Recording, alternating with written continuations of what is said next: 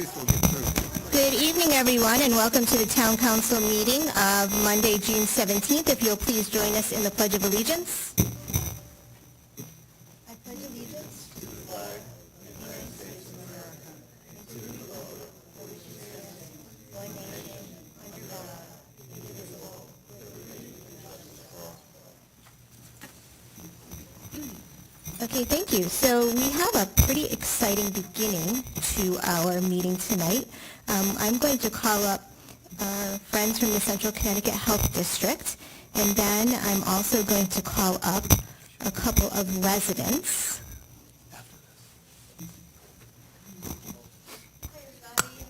So you have to use a microphone. You have to flick it up. I think it's on now. There you go. Hi, everybody. Good evening. My name is Ann Hartman, and I am the Community Health Leader and the Assistant Director of the Central Connecticut Health District, which is the health district for you all and Berlin and Wethersfield and Newington. And hiding over here is... That's a nice try. And my name is Betty Murphy, and I am the health educator there at Central Connecticut Health District.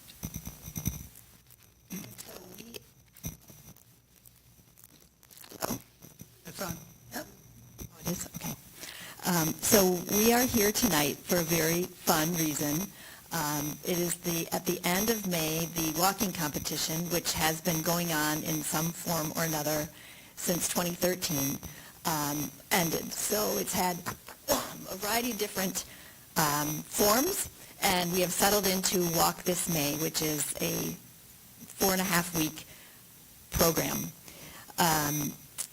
We have decided on walking since it is something simple that we can most of us do as a form of activity, and we all are realizing more and more how activity is important for our mental and physical health.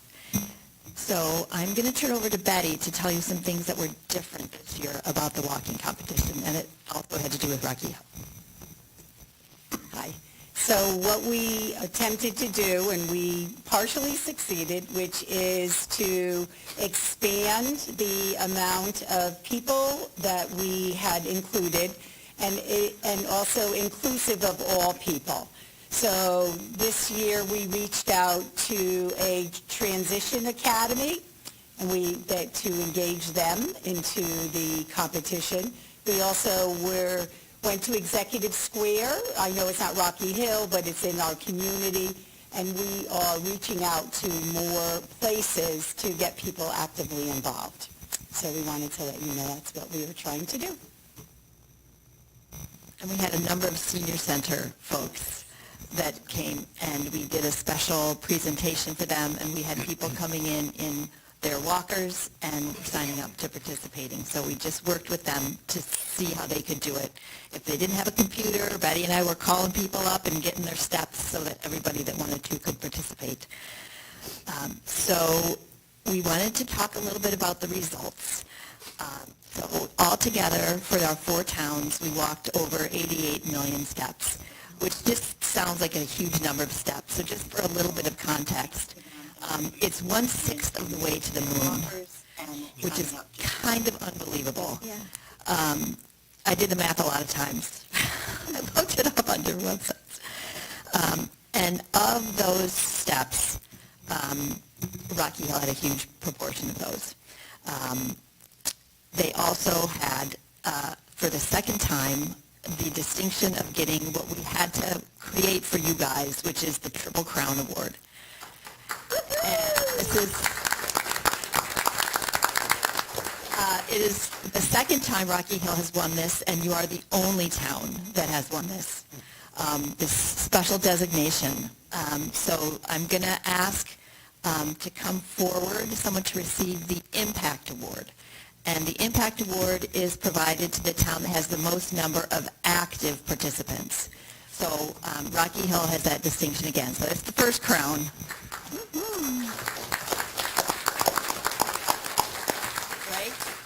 Ray, do you want to come receive the Impact Award? Thank you. 132 active participants, and you'll notice Rocky Hill's name on this 3 consecutive times.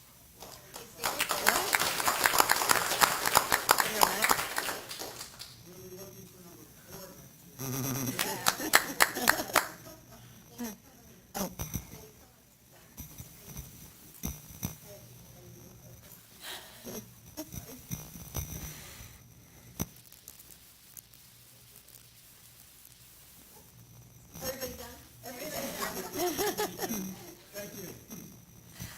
This next award is the High Stepper Award, and this goes to the town, of course, that has the most steps. And I would like to ask Kelly Ayala to come up. She is your Rocky Hill member of the steering committee, and she helped to get everybody going and motivated, and gives her feedback on the committee, which has representatives from all our towns. So with her guidance of getting people active, Rocky Hill residents, participants, 33,854,606 steps.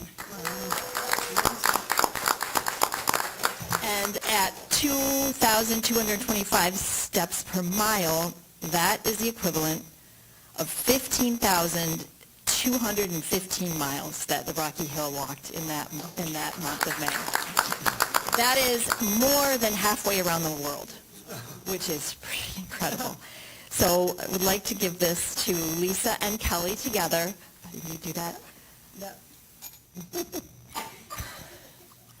I'll use your camera. I know how to use the camera.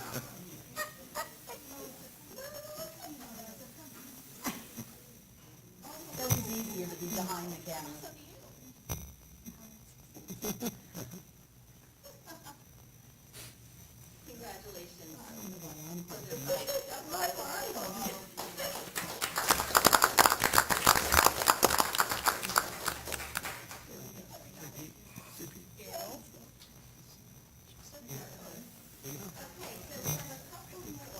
Oh, can I do mine first? Okay. So that's the second crown. So the third crown goes to people who are members of the Million Step Club. There's going to be another distinction. But CCHD started the Million Step Club when this was a 6-week program. And feedback gave us, it's a little bit too long, can you shorten it? So we came for a month. And we were like, well, nobody's going to get 1 million steps in 1 month. Wrong. There's 2 Rocky Hill residents. I don't believe one is here tonight. But we have a Rocky Hill resident. Will you come up again to give him? This is second time he has won this. Wow. So Pradeep Ankaraju, here is your, I say that right? Here is your certificate for the Million Step Club member for 2024. And can you come up and do his pin? And we also have a pin. It's an exclusive pin only for members of the Million Step Club. And his wife will pin it on him.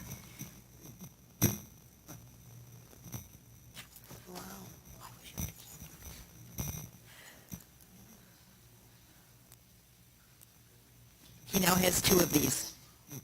You wear it proudly to work?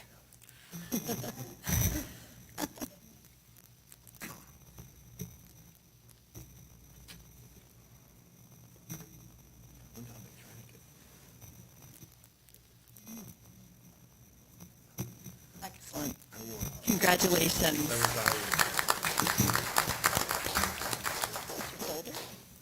And I think the mayor has something else to say. Okay, so we want to recognize you as well. Oh, thank you. Uh-huh. So I'm going to read a little proclamation that we've created for you for the Million Step Club. So it says the walking competition began as an employee wellness program in Berlin back in 2013, and it expanded as a competition between all 4 health district town municipalities in 2015. And in 2016, it expanded to anyone who resides or works within our district. It has, varied over the years, and with COVID coming, we had a little pause. But the primary goal is always to promote emotional and physical well-being through physical activity. And not only walking has a low barrier to entry, it can be enjoyed individually and amongst friends. And the Central Connecticut Health District offers 3 different awards during their walk this May for town walking competition, which Ann and Betty have told us about. But there is this very special award, which is the Million Step Club. And perhaps it's the most difficult to obtain, and there were actually only 3 inductees this year, and as Ann mentioned, 2 of them were from Rocky Hill. So on behalf of the entire town, we want to congratulate you, and we want to offer you this proclamation, and just say thank you for doing what you're doing.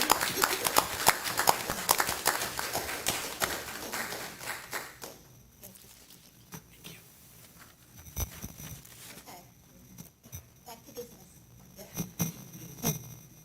So, I just wanted to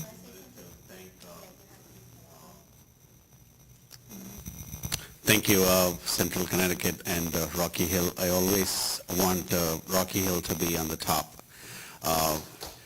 I want to really thank and congratulate my wife. She did 800K, and my little one, she did 1 mile every day.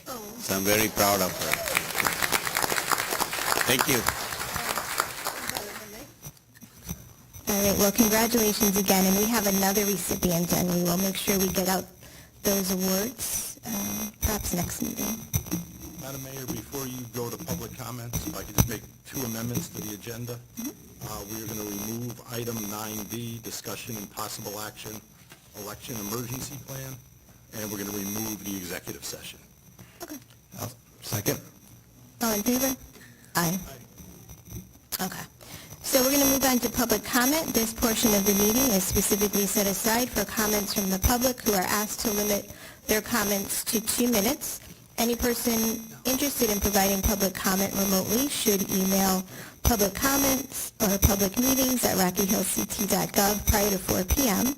on the day of the meeting, at which time a link will be provided to attend the meeting as well as instructions on how to participate.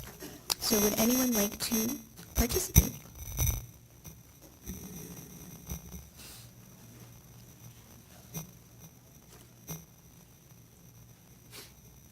Stephanie Hennigan, 9 Maxwell Drive. I am here to support the Pride Crosswalk, and I have old-fashioned petition. Maybe someday our church will learn how to do QR codes a little more efficiently, but all the signatures are from members of the Congregational Church. We proudly celebrated 15 years of being an open and affirming community, and would love to see the town state it with the crosswalk someplace. So I will hand over sorry you have to input them manually, but but it's very important to us as a church.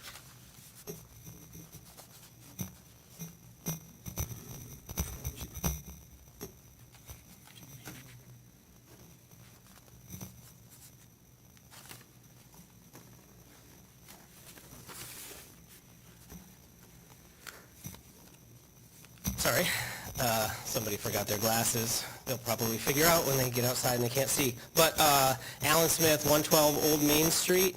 I just wanted to, first of all, say that I'm encouraged that we have the Pride Crosswalk in some form on the agenda again tonight. Looks like we'll maybe hear from the town attorney as far as some direction related to that. In general, it seems like I've heard a lot of support from not just really anybody I've talked to in town, but also from counselors. I've just casually chatted with this about this too. And the good news is it really doesn't seem like anybody is adamantly opposed. I think some people may have some misgivings about location or exactly the logistics about it. So what I wanted to do is just, I just wanted to say that, dependent on the advice maybe we get from council regarding this, I'd really like to see it if the town council could give some sort of a resolution or some sort of guidance saying that they approve of the idea in general. We can figure out the details of location, who does it, how it's paid for, all of that type of stuff, but I think we're at the point now where we're just looking to make sure that it is something that can be done. Once we know that it's something that can be done, I think we can figure out the rest of those details as far as who, what, where, when, why, and how. So it's up to you guys, I guess, to figure out how that would be, but I think if we can walk away tonight or the next meeting with some sort of next steps, I think that would be great. Thanks.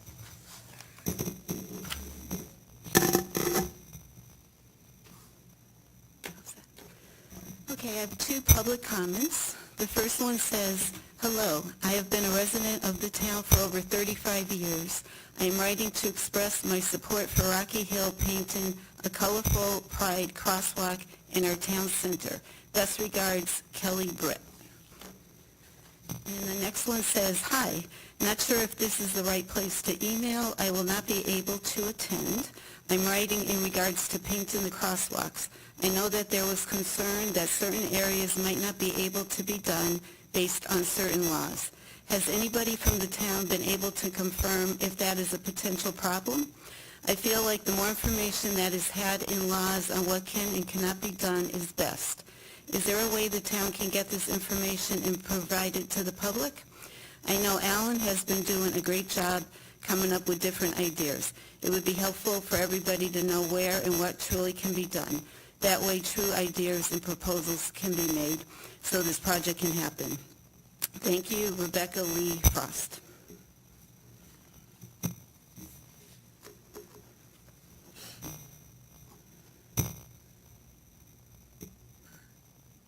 That's it, Jen? Just two. Okay, thank you. You're welcome. Okay, moving on to appointments and resignations. Deputy Mayor Greenspan. We have none? I went out of order there, huh? Counselor O'Sullivan? No, you're it. Okay. Approval of the minutes, public hearing, and town council meeting, June 3rd, 2024. I'll make a motion to approve the public hearing and town council meeting, June 3rd, 2024. Second. All in favor? Aye. Any abstention? I abstain. I wasn't at that meeting. Okay. Budget workshop, May 2nd, 2024. I'll make a motion to approve the budget workshop for May 2nd, 2024. Second. All in favor? Aye. Any abstentions? Okay. Moving on to subcommittee reports, A, Finance. Yep. The Finance held a special meeting on June 11th because we couldn't get a quorum together for June 13th. There's two items, check my math here. 3 items on tonight's consent agenda. The first is the Center Street Cemetery tree planting. The Center Street Cemetery in Chickarillo came to the town, was looking for some money for some tree planting. They actually had an architectural plan from many years ago. He was able to raise $5,000 from I believe it was the Congregational Church and the Rotary Club, and the town matched that $5,000, and that's on the consent agenda for this evening. The money was already in the special revenue account, so that's what that money will be used for. The second item on the agenda is the award of engineering in the industrial park, and give me a second to get my notes on that. So the Finance Committee recommended the Weston and awarding to Weston and Sampson a contract of $246,250 to design the culvert replacement and access road for the Rocky Hill Industrial Park. The intent is, so when a developer comes in, there's a plan already set. The money for this is coming from a $500,000 urban action grant. And the last item on the consent agenda from Finance is the award of the Medical Service Communications Program, which is a $1 per resident fee, and it's a renewal of the contract from prior years. So that will keep our emergency management communications going. We have the special revenue. We had asked for some more information on that, and that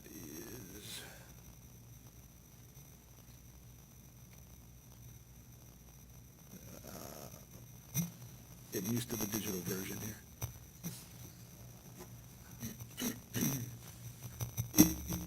Page 33. So the fund balances within the special revenue only moved slightly. There was 3 changes, and I'm just not finding, here we go. 3 changes, 4 changes. The recreation program will be using some of the recreation funds for the Bright Beginning paraprofessionals at $8,600 a month.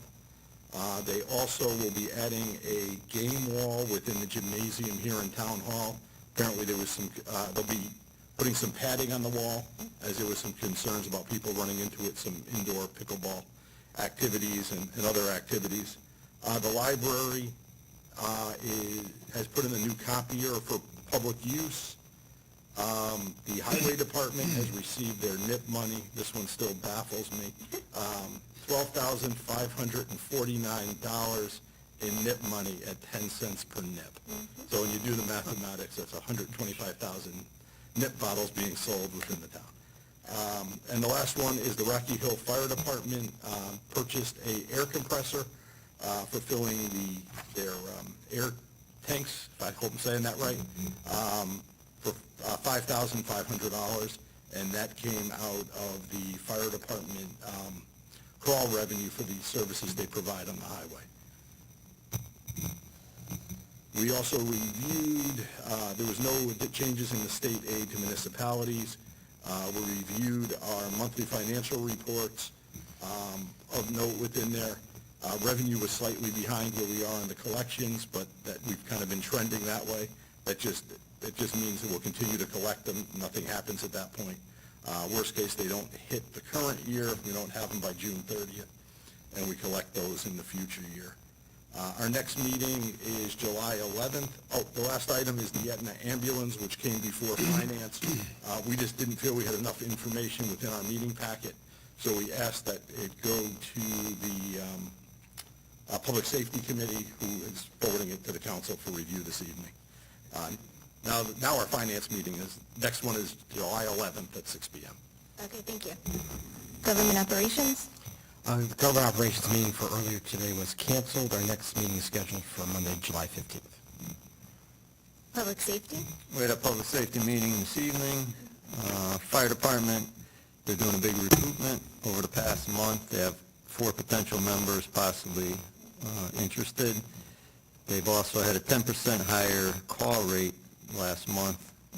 Most of them were false alarms. Under emergency management, our town did a statewide drill for election preparedness. They talked about cyber threats, disturbances at the polls, fire, hazmat issues at the polls, civil disturbance. There's about 16 people from our town that participated, all different departments.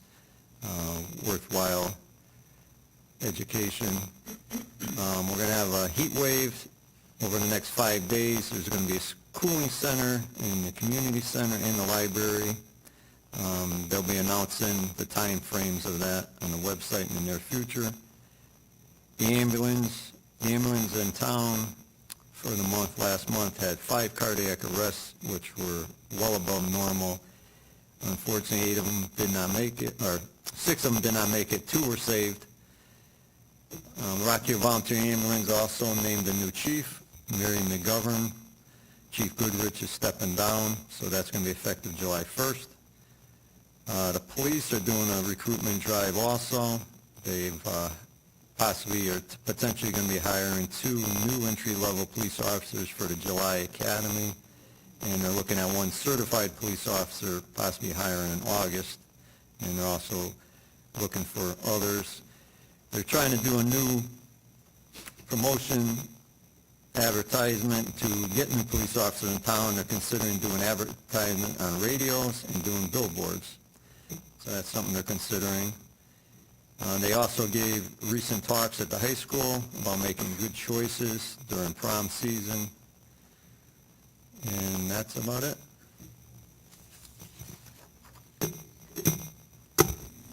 Thank you. Senior liaison? Senior liaison hasn't met since our last council meeting. Our next meeting is July 22nd at 5 p.m. Thank you. Land acquisition and farmland preservation? We have a meeting next week. Nothing to report this time. Okay. liaison to the state rep and the state senator? Yes, just a couple of brief updates from each, from Representative Wood, real quick, and I think the mayor had talked about this in a Facebook post, but the DOT is planning some additional sidewalks around the ferry launch site. Plan is attached to the email that she gave me, and feedback can be provided to adam.fox@ct.gov, which is welcome from the town and the public. As Councilor Whalen said, cooling centers have been activated for the week due to the heat wave, so we won't go into details of that. And Representative Wood is hosting an international forum on the audit reports for Access Health. The forum is from 10 a.m. to noon on June 21st in the Legislative Office Building, and it's open to the public. And briefly from Senator Lesser, he mentioned also the cooling center, so I won't rehash that. Real briefly, an Alzheimer's drug that can slow the progression of disease has been approved by a key Food and Drug Administration panel, bringing one step closer to helping patients nationwide. The Eli Lilly drug's approval found it can modestly slow the progression of Alzheimer's if made widely available. I guess I'm not sure I pronounced the drug, but donanemab would be the only second Alzheimer's drug approved in the United States. A major study of the drug showed that patients who received the drug declined about 35% slower than those who received placebos. Public comment for insurance rate increase requests active. The state insurance department has received 8 rate filings from 7 health insurers for plans that will be available in the individual and small group markets. This is a public comment section open for residents to voice concerns through July 7th, with the public able to submit comments here or mail them to P.O. Box 816, Hartford, Connecticut 06142. Requested rate requests, which can be reviewed in the email that he had sent me, range from requested increase of 5.1% for HMO health plans to 13.6% on small group health plans, depending on the provider. Brief message about gas prices have declined nationwide in Connecticut by about 15 to 20% from last month, and that is the extent of the update. Thank you. All right, we have no school liaison, capital improvements committee, We have not met, so no report. and economic development subcommittee. Economic Development Subcommittee is scheduled to meet July 2nd. I believe we have 2 potential abatement requests coming before the committee. Possibly 2. Possibly. One definitely. Okay. And that is the report for Economic Development. Okay, great. Moving on to the consent agenda, A, B, and C. I'll make a motion to approve the consent agenda. Second. All in favor? Aye. Aye. Can everybody hear me? Oh, yeah, we just did. Yeah, we did. Okay, all right, thanks. But I don't know that we heard you on the other ones. We didn't hear you on the other ones, John. Oh, yeah, no, it was in the affirmative for all the other motions. Okay, thank you.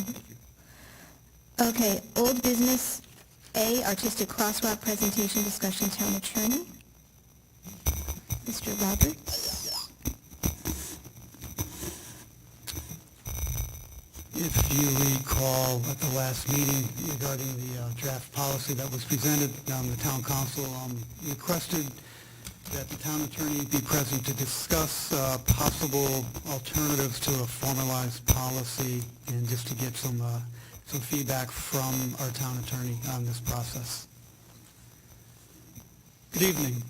Rich Roberts from Halloran Sage.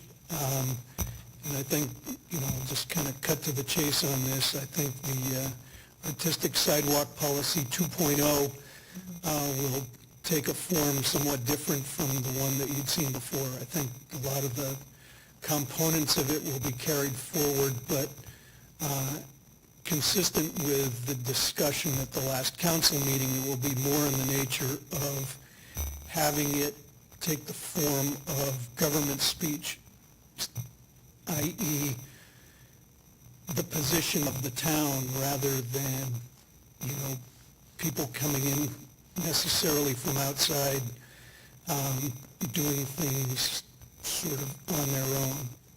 It functionally might work in a similar way, but there will be the additional step of having the town basically adopt whatever artistic expression it is that individuals may suggest or request or discuss with you, and have it become, essentially something that the town endorses and decides to go forward with.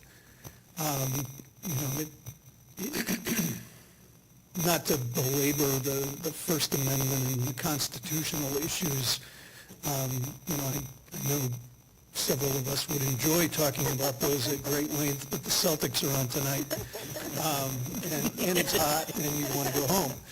But, having it be something where it's the town that makes the decision what to do, you have significantly more flexibility than you do if you are creating a public forum and just inviting people to come and,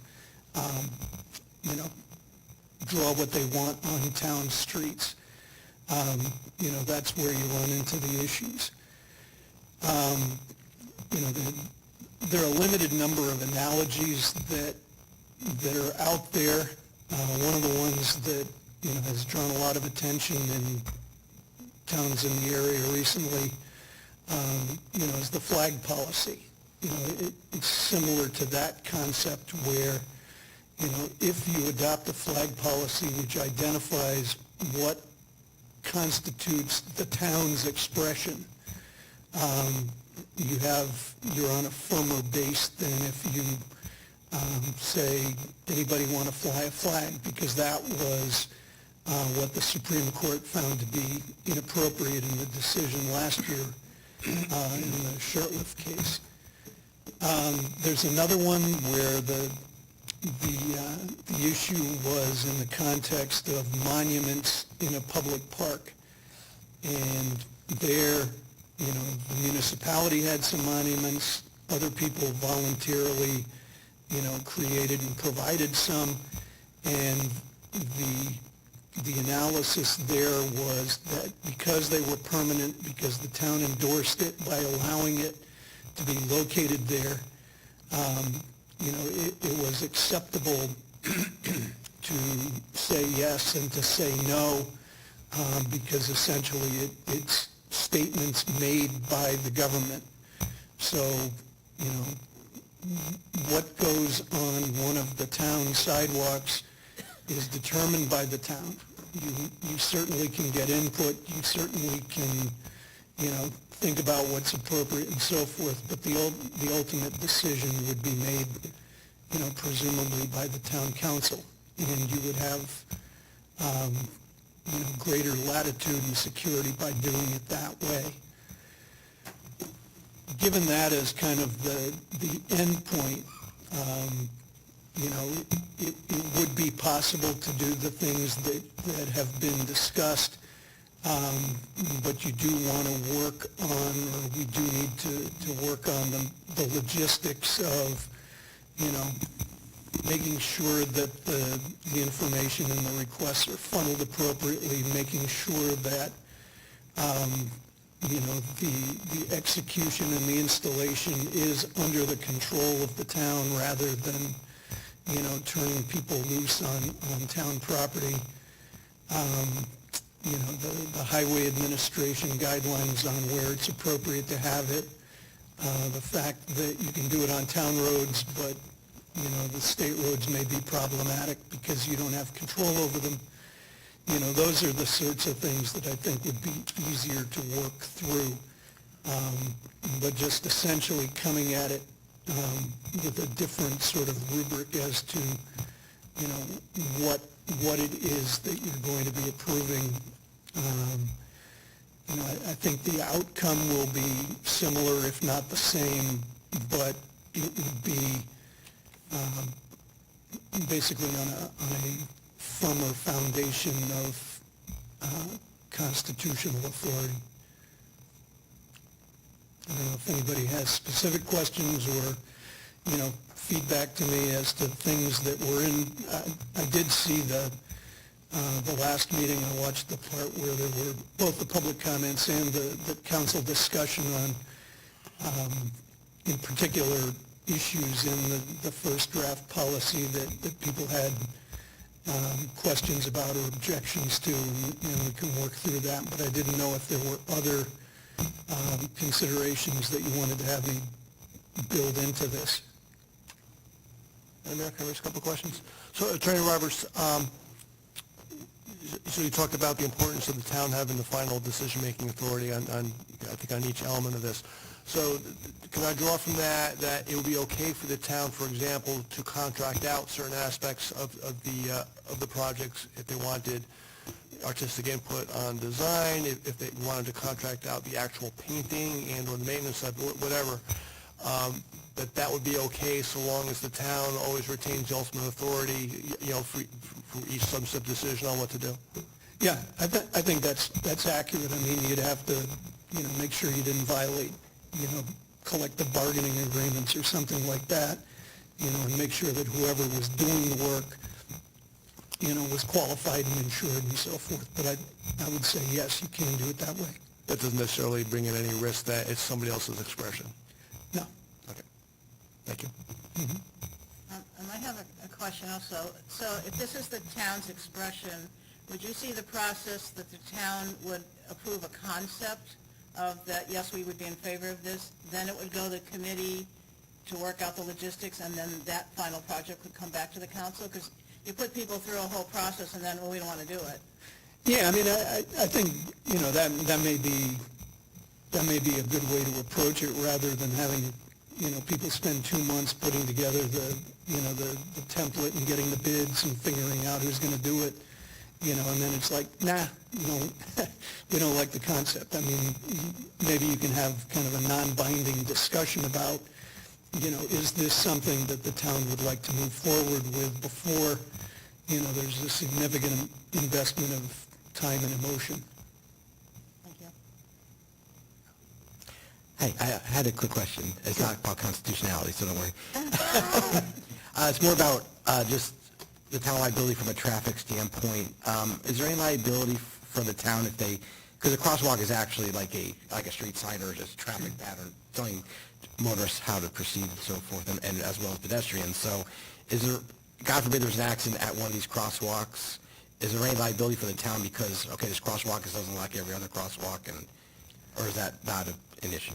It shouldn't be an issue because I think one of the guidelines that's pretty universal in these things is that the design has to be done in such a way that it doesn't contradict the traffic safety message. But I mean, I think people know what crosswalks are, and where they are and so forth. You shouldn't have any liability. I mean, one of the things that I had heard about, now that I'm paying more attention to this than I had been a month ago, is I think it was maybe in Middletown where there was a place where it got kind of slippery just because of the nature of the paint that had been used or how it was sealed. But other than that, I don't think there's any liability. The more recent guidance from the Highway Authority, Yeah, and I mean, that kind of backs away from the, no, this is how it's got to be, it can't be any other way position that they had previously taken. and I know even just regular street lines have gotten that slipperiness at times when they hasn't cured the right way or something, so it's not necessarily just for the artistic thing, so that's a whole other story. But okay, great, thank you. Yeah. One of the questions that Councilor O'Sullivan asked last time was, I think basically in the context of graffiti defacing a particular sidewalk, and, if the graffiti was, yay pride or boo pride, what would the town want to or need to do to avoid creating any kind of constitutional issues there? And I think, the slipperiness reminded me that I think in that case my advice would be, basically to remove all the graffiti that expresses some kind of, political viewpoint with respect to what the sidewalk says. Don't pick and choose which graffiti you remove. Actually, just one quick thought, because I heard you mention, so is there a distinction between a crosswalk and a sidewalk when we talk about this, or are we using this? No, I probably Okay. slipped and said sidewalk, and I meant crosswalk. Okay. Yep. Sorry. I've been approached about making this a broader policy about artistic work in general in the town. something maybe the council we should take up, because the point was somebody may want to paint one of the town buildings, you know, and would we create a new policy for that? Is it, you know, I'm trying to get to a general, is that something that we should look at, or should we, if it comes up, Yeah, I mean, hold the policy? Yeah, I mean, if it comes up, I think this, largely the same analysis would apply to, you know, any kind of artistic expression on town property. You know, to avoid having the perception be that you're picking and choosing which private speech is being favored. You know, you'd want to make sure that it was something that is officially sanctioned by the town. Thank you.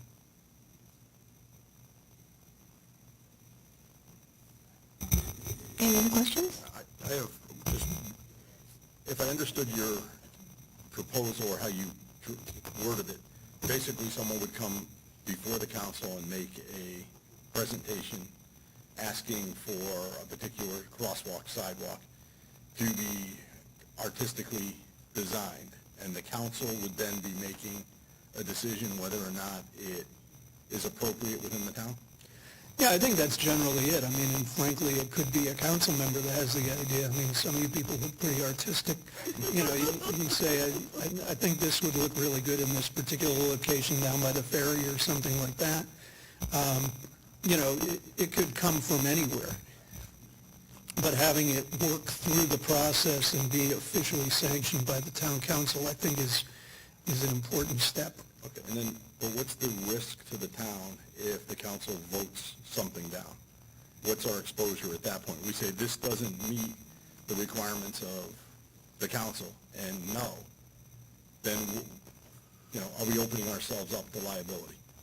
No, because at that point, you're deciding what, I mean, it's funny because it's, in the flag policy, the Supreme Court decision basically said that, you know, when the government is speaking for itself, it can pick and choose what it says yes.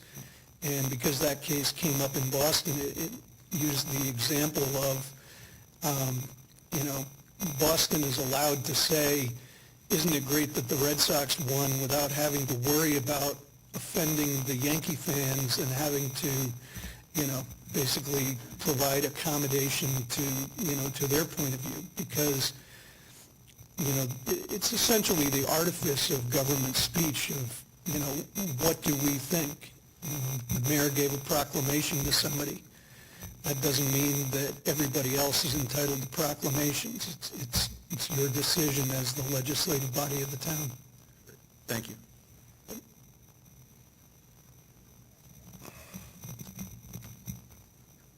And so under this format, when does the public weigh in? Would it typically just be, okay, it's on the agenda, come for public comment type? Yeah, that however you want to have it done. I mean, ultimately, it is your decision, but, you know, I think it makes sense, you know, if you're going to have the, you know, here's the 10,000-foot level discussion, you know, it might be good to get the public comment then, you know, but, you know, frankly, I think we all know that public comment usually comes at the 13th hour rather than the 10th hour, so. Okay. Anyone else? Okay. Well, thank you. Thank you. Have a good evening.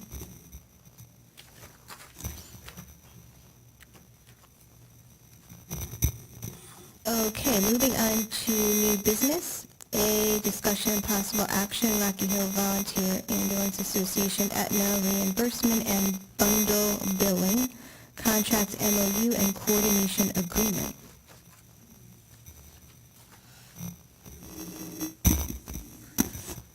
Okay. Just, you all know, but just a quick background. This went to Finance Committee. There were some questions that were raised at Finance, and it was referred to Public Safety. Public Safety felt that it was more appropriate to discuss some of the questions at the full Town Council meeting. We have here tonight the representatives from the Rocky Hill Volunteer Ambulance Association and from Aetna. They will speak if need be. What we have in your package are two contracts that are endorsed by both the Rocky Hill Volunteer Ambulance as well as Aetna. Both parties feel this is a valid, solid contract, both financially and operationally. As town manager, I feel that the quality of service provided by Aetna has been exemplary over the decades, I should say, many decades, at a very fair price, even considering the current price increase, which, if need be, we have details on that price increase. Both parties have propelled forward in good faith agreements and negotiations. We started this process in September. This contract started way back under Joe Graham oversight and has continued to this day. We felt there was no need by either party to have to bid this project out at this time, particularly in light of the current information we have now with other contracts from other municipalities. We do not want to disrupt service, obviously. We've had several, like I mentioned, several group meetings over the past 7 or 8 months, since September at least. And I think that should do it on my part. If you want to hear from Aetna and or Rocky Hill Volunteer Ambulance, we're here for your questions. We appreciate it. I think we'll start with public safety since they moved it forward. Question, what are we currently paying per year for the services? Make me open my contract. Ramona, I'll help you, $130,000. Thank you. Thank you. So it's just a continuous 40,000 increase every year. Okay. And how much are we paying for any time a paramedic goes to a call for our volunteers? They went to $175 per call. Do you know what we pay now? We'd probably have to ask someone on your side. The town doesn't do the billing. Okay. Somebody from the ambulance answer that? Sure. Do you want Aetna to come up? I think Aetna should come up and answer. I'm sorry, I don't mean to call you Aetna. I know your name, but come on up. And you just have to state your name and address for the record. Thank you. And thank you for coming. No problem at all. My name is Kim Arrow. I am the president of Aetna Ambulance, and we're happy to be here today. I'm also here with Dave Kemp, who's our operational manager, if you have any operational questions.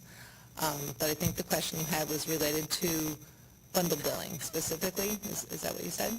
Advanced life support, if you send a paramedic, I guess, to a volunteer's call, and the contract says you're going to be charging maybe the ambulance service $175 a call. I'm just curious, is there a fee currently? So those fees relate to a bundle billing agreement for Medicare-type calls. Okay. When the paramedic arrives along with the volunteer ambulance, and that they ride in for the call, and it's just the Medicare calls. The requirement under Medicare is that the transporting agency has to bill Medicare. So it's very common to have these bundle billing arrangements because in multiple towns, there's two agencies responding to a call, but it's actually the transport agency that is required to bill for Medicare. And oftentimes they'll reimburse the paramedic supplier in those arrangements. So Rocky Hill is billing, and they're reimbursing you guys? Yes. Okay. Yes. It's not the town residents, no. It's Rocky Right. Hill, yes. And I just found out, but I guess that 175 is the current bundle that we have right now under Yes. this year's. Yes. So it's not going up. No. Okay. Those are a couple questions I had. Thank you. Okay. Councilor Emmanuel, did you want to jump in? No, I made most of my comments at the finance meeting, but I just want, the only outstanding thing that I have that is different in this contract than in prior contracts is the intercept vehicle.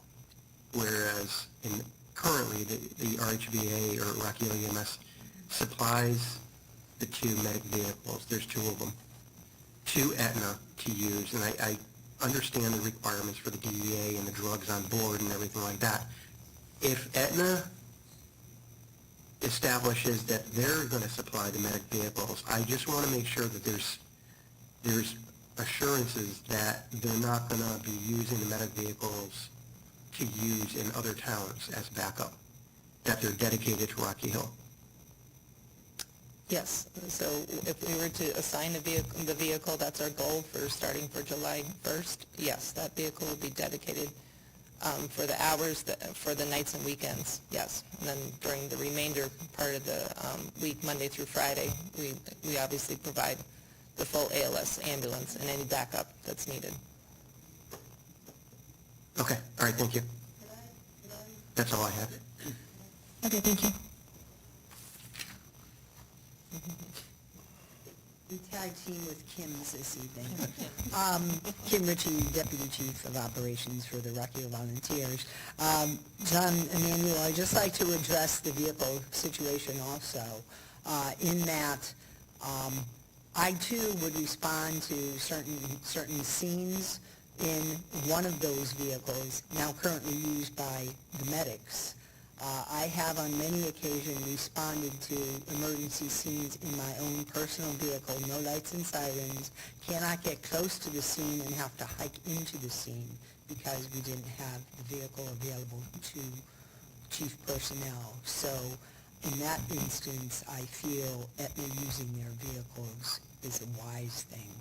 So as one of the executive board members that serves as primary officers, we now will have a vehicle with lights and sirens where we can respond to the scene and actually assist early on versus parking way down the street and hiking in with any equipment we need or any information. So that's a plus. We've had a fine relationship with Aetna through the years. I supplied the town manager numbers of contracts and costs for contracts through the years. I went back to the year 2000, and for approximately 20 years, there was no change in the amount that the town and Rocky Hill paid Aetna. So I think this has been a very fair negotiation. We sat down multiple times and discussed what was going on. We discussed our concerns about other communities and what was going on in other communities, but that's not a problem here. We have a good working relationship, and I think it's actually improved more recently. So I hope you enact to this contract. We have until July 1. I know no one's going anywhere, but we'd like to see the services continue as they are. Thank you. Kim, while you're there, if I could just ask a couple of questions. The first, it came up in our finance meeting, if Rocky Hill Volunteer Ambulance, let's say, was able to staff a shift on a Friday day, from what I understood, the contract made no mention of, could you do that? Or would we be then contracted under Aetna where you couldn't staff a shift? I believe it's Aetna's daytime, and we are evening, and then 24/7 on weekends. Okay. Obviously, if there were to be a change or anybody wanted a change in the contract, we have to follow the rules outlined in the contract for that change. So parties would have to agree first that we want to open up the contract to a change, and then we'd have to discuss the same. Okay. All right. And just the other question more is your role as an executive on the ambulance. Rocky Hill Volunteer Ambulance currently is paying like $28,000 a year. Next year, you're going to shoulder a bigger portion of that. Is the volunteer ambulance comfortable with that for the length of the Well, we two-year did sign the contract, did we not? We did sign the I'm contract. still asking the question. Yes. Yeah, just because you And signed it. we're working on having multiple crews on during our hours that we Okay. ride. Yep. in order to do just that. Okay. We're also in the process of finalizing and signing the contract for our third ambulance, which was set up, that actual contract was set up prior to Joe Graham leaving office. Okay.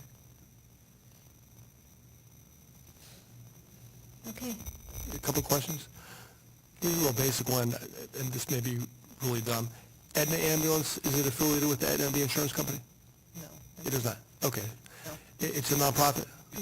No, we're for profit. It is for profit. I mean, Rocky Hill Ambulance is nonprofit, though? We're a separate entity, we're a nonprofit organization. yes. Okay. So I just want to understand a little better the flow, the money flow from the individual level. So a person makes a 911 call, there's a response by Aetna or Rocky Hill Volunteer Ambulance. Those services will be reimbursed to some extent by Medicare if the person's on Medicare, or by the person's private insurance if they have health insurance. Is that correct? That's correct. Okay. So that money, and I think this was asked earlier, just by way of clarification, all that money flows into Rocky Hill because that's, well, at least for Medicare billing, that goes to Rocky Hill Volunteer Ambulance, and that's also true of the private insurance money? During the hours of when they're on, their service nights and weekends. Yep. If we respond together, that would be the only time that they're billing Medicare for the two of us. But during the week, when we're on during the daytime, we bill Medicare on our own. And how about private insurance? During the times that we're on our own, doing our own work, 100% us, we do our own billing. Okay, so it's all divided by the time of the week then. So Rocky Hill Volunteer does its own billing, Yes. Aetna does its own billing. Yes. Medicare is the only quirky thing. And then we basically bill, and then we have to reimburse. We reimburse. So what was the quirk on Medicare? Because I thought you said that when it's an Aetna call, that they do their own Medicare billing. It's when we're responding together Together. during their hours of service, during the nights, 6 p.m. to 6 a.m., and during the weekends. When we respond to what we consider an ALS call, where you need a paramedic and the transporting agency, Medicare requires the transporting agency to do the billing. They will not allow us to bill on our own for the paramedic intercept vehicle. So under this contract, we have money coming from Rocky Hill Volunteer Ambulance to Aetna, and so the source of that money then is the money that comes into Rocky Hill Volunteer from Medicare and from the insurance proceeds. That's basically on the income side for Rocky Hill Volunteer, correct? And then uses some fundraising as well. Is that supplemental? Yes, plus we do have rates that we charge based upon our rate application that we have to supply to the state yearly, so we have rates that we charge as well for the basic service. And so we get fees from that as well. That's So just we bill also. That's just the reimbursement rate from the insurers? It could be a private. Or Medicaid. Yeah. Or Medicaid? Medicaid, yes. Medicare dictates the rates to, I guess, from the federal government. I guess they dictate what the reimbursement is for Medicare. You're saying for Medicaid and for private insurance, is that more of a negotiation, or Kim, you talked about? Medicare and Medicaid typically represent about 75% of the payer mix in most towns, and I think it's consistent with this town. Okay. And then there's private insurance is probably about 20%, and then just patients without insurance. I assume it's a function of the fact that the calls are skewed towards older people, just because that's your population for the most part. That's the majority of the calls, yeah. Okay. Yeah. And so this contract then, it locks in a certain amount of payment from Rocky Hill Ambulance to Aetna, even though I guess the amount of revenue at the top level is very uncertain because it depends on the volume of calls and you know, the reimbursements that you're counting on. So the Aetna money, it seems like it's kind of guaranteed, but the Rocky Hill Volunteer money is not really, because it depends on volume, I guess, so to speak. Do I have Depends that on right? volume and number of crews actually responding to The calls. type of call. Yep, and the type of call. Okay. And so the rationale for this reimbursement, okay, because you said that Aetna bills on its own for its own services that it renders. but we have money, now we have these enhanced services, $175 per call for advanced life saving, so I understand that Aetna is bringing expertise, supplemental expertise to calls by the Rockville Volunteers. And so that's an additional fee that's being paid to Aetna, so I understand that. That's one contract. But we have this other contract, just $170,000 or so. So what does that represent? Because It's really staffing, it's a staffing arrangement to provide the paramedic for the 108 hours to be available to respond to calls that are considered advanced life support type calls during the 108 hours of the week. So 5,600 hours a year of providing a paramedic. And our paramedics have been in the town, many of them have over 8 years of experience. They're well-trained, they respond to over 20,000 calls a year between all our responses. So they're highly trained, and it's also, what we also provide is the backfill of numerous ambulances in a 1-hour period if it's needed for any level, BLS or ALS. There's many times we come in 5, 6, 7 ambulances in an hour. but that's not being billable because the way you Those explain... are billed for insurance. This $170,000 is the staffing arrangement for the 108 hours. So that's what I'm trying to drill down on. So Yes. for the service calls, that's being reimbursed by third parties, Medicare, or usually Medicare, Medicaid, sometimes insurance. Right. So that's all being funded by third parties directly to Aetna. This arrangement, though, it goes above and beyond the money that you're receiving for the service calls, you're saying for staffing. So why is that not being covered by the reimbursements from Medicare, Medicaid, and the insurers? I mean, isn't that part of the overhead that, like with a hospital or a doctor's office, that gets covered by the insurance payments? It's not sufficient, sir, I'm sorry. I'm just trying to understand the model. It's It's not a criticism, just No, trying I'm just trying to understand it. explain, it's very costly for paramedics. The average of just temp agencies that are billing is on average $75 an hour. Many towns around the surrounding areas are getting large quotes for paramedic service. So we did a very modest increase, one that hadn't increased for many years, and it's really to cover the cost.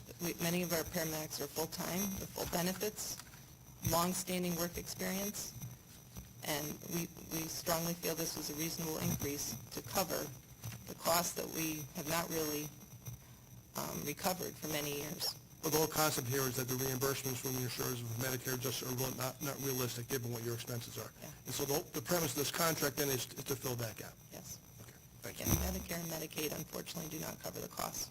Got it. Thank you. Yep. And I guess just not to beat a dead horse, but when we're talking about reimbursement, so I've been on this committee for public health, public safety, and we make these legislative recommendations, right? We got a bunch of mayors and first selectmen. And one of the issues consistently year over year has been the fact that the state is not reimbursing the ambulances at the same rate as the feds, as the federal rate. And my understanding is this year, I think we may have seen a difference where there was a slight increase perhaps. There was a bill that came out. And I just want to kind of know, where are we?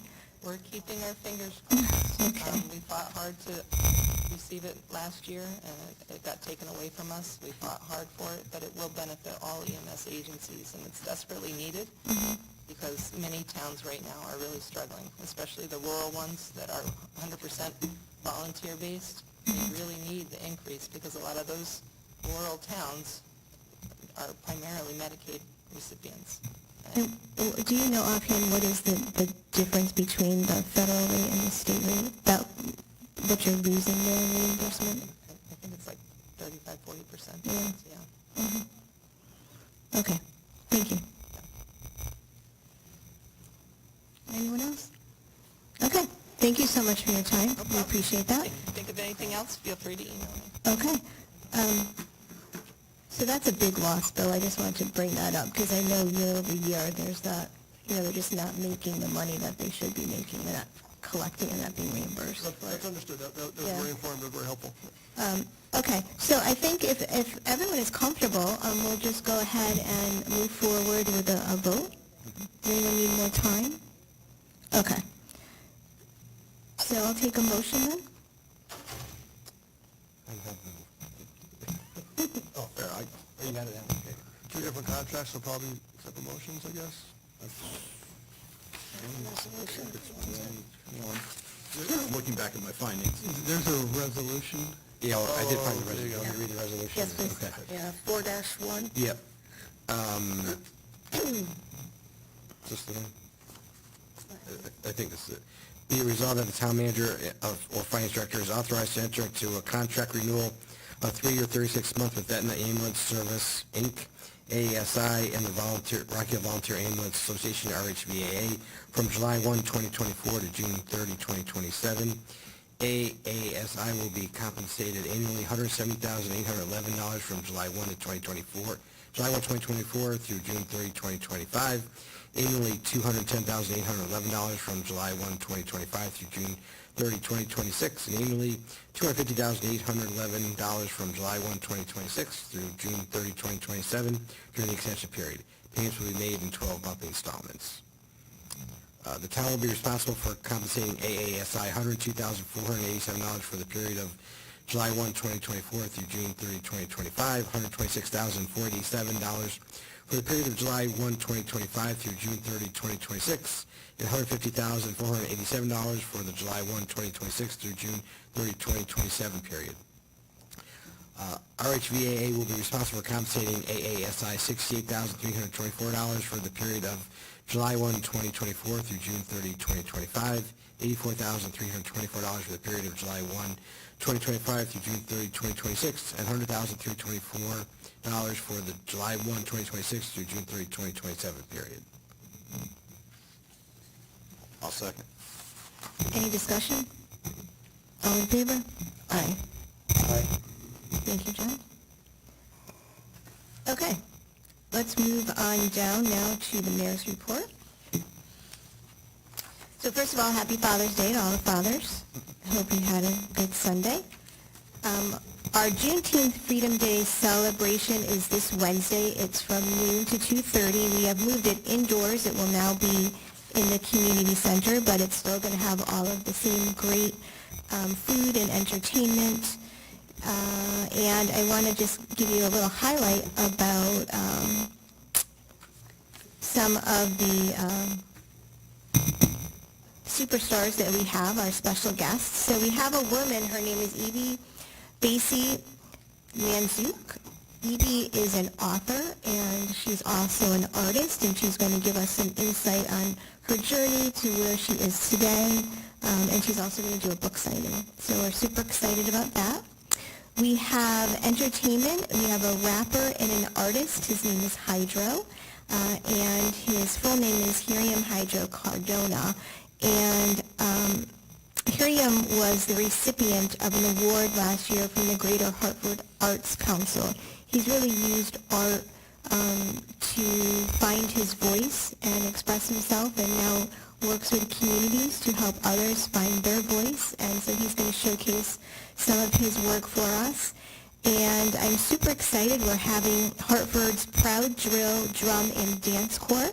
So there's some students who are really phenomenal drummers, and they're going to come and play music for us, and we're going to have some dancers. So I encourage everyone, the weather's going to be nasty, but we're going to be inside in the nice, cool air conditioning from noon to 2:30. It's a free event. Bring some money, because we're going to have our Rocky Hill very own food truck person there. His name is Marcus, and he has a truck called Wings on Wheels, and he will be serving up all kinds of delicious food for a small fee. Representative Wood and I are hosting a breakfast coming up soon on June 25th from 8 to 9 a.m. at the Dream Cafe. So it's a little update on all things statewide and townwide. So we'll be advertising that a little bit more. So mark your calendars for that. There is going to be, there is now a parking ban because of the 2024 Travelers Championship. It is on Main Street between Elm and the Rocky Hill Cromwell Town line. This is probably a good time for folks to download the Atlas app if you don't have it, because it always will tell you where we have our road closures and parking bans. And then finally, I just want to say thank you to our Rocky Hill Fire Department and our Human Youth and Senior Services who, through another spectacular Pride Day event, we actually had a foam pit again this year, which was super cool, and the kids absolutely loved it. And we had some great food trucks, and it was just a super day to be outdoors. And so a big shout out to them. Madam Mayor, what time was Yes, the ma'am. breakfast scheduled? Did you? 8 to 9 a.m. Thank you.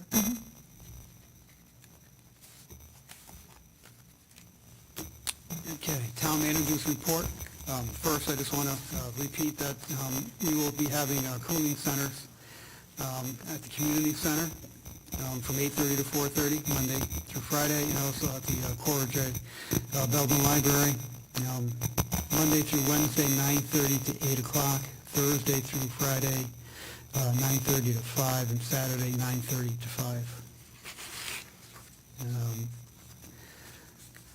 We'll be revamping our volunteer recruitment process, moving from the way we do it now with individual departments processing to a centralized online portal, which will be managed by finance and also the human services, human resources department, I should say. We expect the process will be more efficient and more effective for our department heads. Finance Director the Director of Finance and Operations and I, that's a long title. I'll change that back. And I met with representatives from Eversource's Community Relations Division. They have a website where they are going from community to community, discussing their, what they call their basic essential services. And I'd like to have them in on July 15th, just to give you an update on what they do and also to explain the increase in your electric bill that you'll be seeing. There are a few events that I had attended. The Blue Chip Indian Eats new restaurant opening on that has opened on Cromwell Avenue. The Historical Society Car Show here in Town Hall last week. And the mayor and I attended CROG's 50th annual meeting in Manchester. Very exciting. I know Councilor Whalen mentioned the emergency management planning process we went through, the tabletop training last week at the Emergency Operations Center, so I won't repeat that. Microsoft 365. Our IT department is continuing its transition. I know it's been a problem with some of the emails and cell phones and what have you, but, just like a grand opening for a restaurant, we have to look out these bugs. It's going to take a while. You probably have received an email, or you will be receiving an email tomorrow morning. I wrote this in anticipation of reading it tonight. So it's tomorrow morning with instructions on how to install your multi-factor authentication, or MFA, on your town cell phone. I'm sure John Nowakowski will be receiving a few emails and phone calls. Well, your email probably won't work. Maybe a phone call. Ray, just a question. You mentioned, I read your note, we don't have town cell phones. Right. Oh, you don't, do you? No. Just a minor detail. Okay. Yeah. Are you getting your regular email address on your own phone? You'll still get the email. We want to make sure that when you're trying to get to the town emails, that you're using the multi-factor authentication. So that's going to have, your personal cell phones will have to be adjusted a You bit. just download the app. Okay. Yeah. Why don't they have cell phones? They're pretty expensive, but, yeah. We don't have money. Something to look at next year. A few items from Parks and Rec, last minute updates. Elm Ridge Pool opens to the public tomorrow. The Rock Hill High School indoor pool repairs were completed, and that will be reopened on Monday, the 24th. Summerscape begins at the high school on Monday, the 24th. The LED lighting upgrade at Maxwell Park is complete.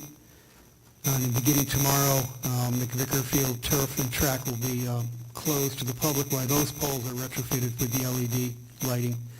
That shouldn't take more than a week or a week and a half. It should be back online no later than July 1st. And here, the most important item of the evening is the Elm Ridge pickleball courts.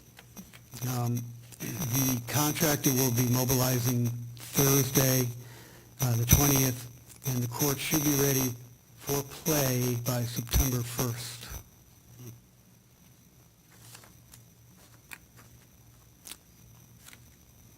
And that is all I have. Okay, thank you. Make a motion to adjourn? Second.